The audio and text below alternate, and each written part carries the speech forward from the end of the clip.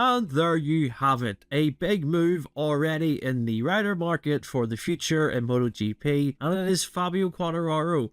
He is staying with Yamaha until 2026. Might come as a surprise for some of you, and we've covered this in plenty of detail in the past, but when you look at it really, Quartararo, his loyalty to Yamaha, he must believe with the concessions and what he's been told in terms of progress with that bike, he's made the right decision.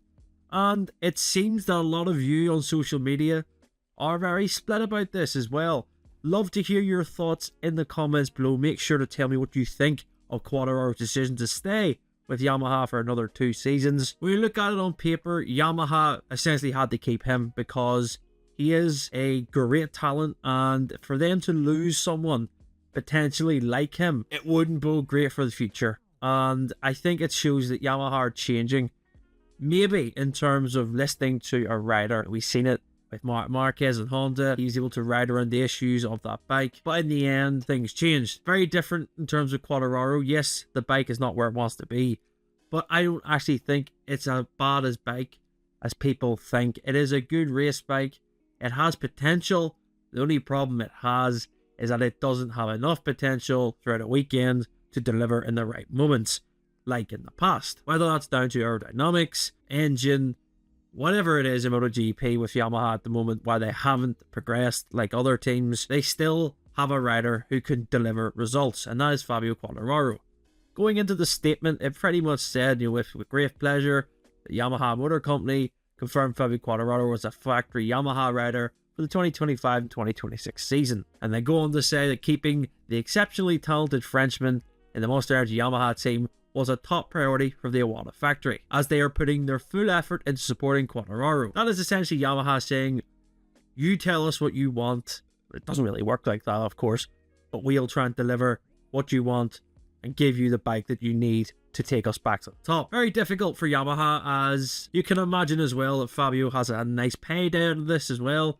I would like to think that he's probably got a lot of money out of it in terms of his contract. Fair play to him. But when you look at the options that he might have had, briefly we'll touch on it before we get to what then Jarvis and Fabio have had to say in the statement. But the option was it go to Aprilia?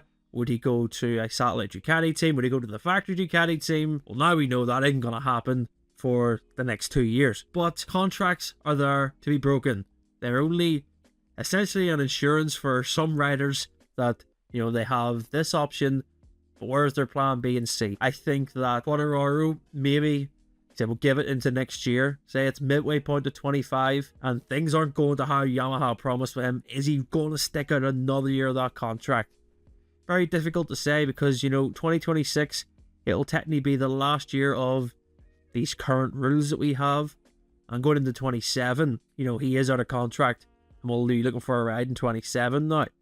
That is when we expect the changes to the regulations to happen. Yeah, could he go somewhere else? Maybe that is his thinking behind it. Give himself them 2 years, and if nothing works after this part of the project, move on to another team. Lynn Jarvis essentially was giving all the usual in his statement, very grateful and happy to have Quartararo stay with the team for another 2 years.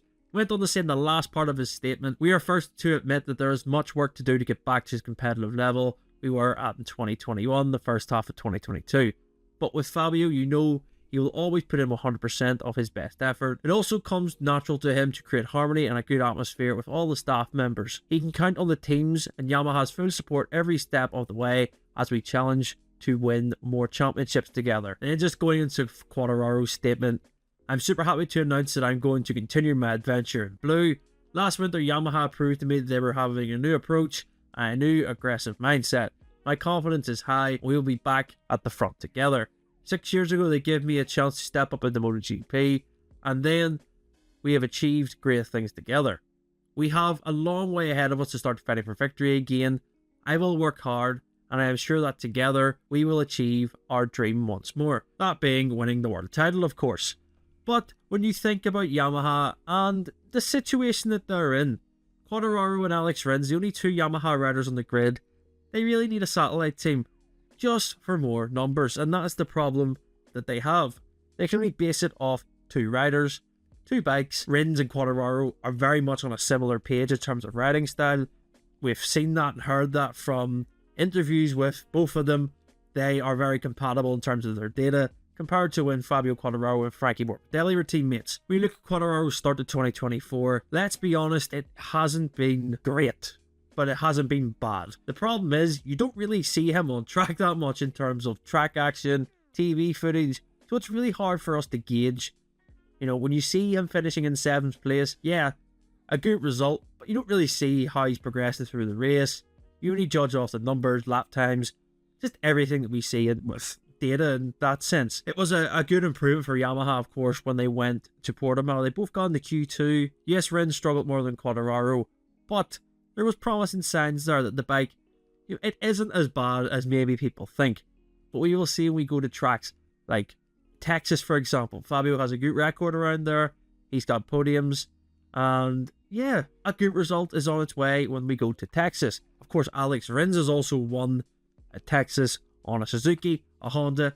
Can he do a Japanese trio and win on the Yamaha? That would be something incredible. We'll just have to wait and see. A big story for MotoGP. Another domino is in place now for the 2025-2026 season. Fabio Quartararo confirmed with Yamaha. Let me know your thoughts in the comments below. Love to read your opinions. Give us your opinion as well on our social media channels. Head to Christ MotoGP on Facebook, Instagram, X, formerly known as Twitter. If you enjoyed the video, make sure to subscribe, like the video as well, give it a thumbs up, and we will see you next time.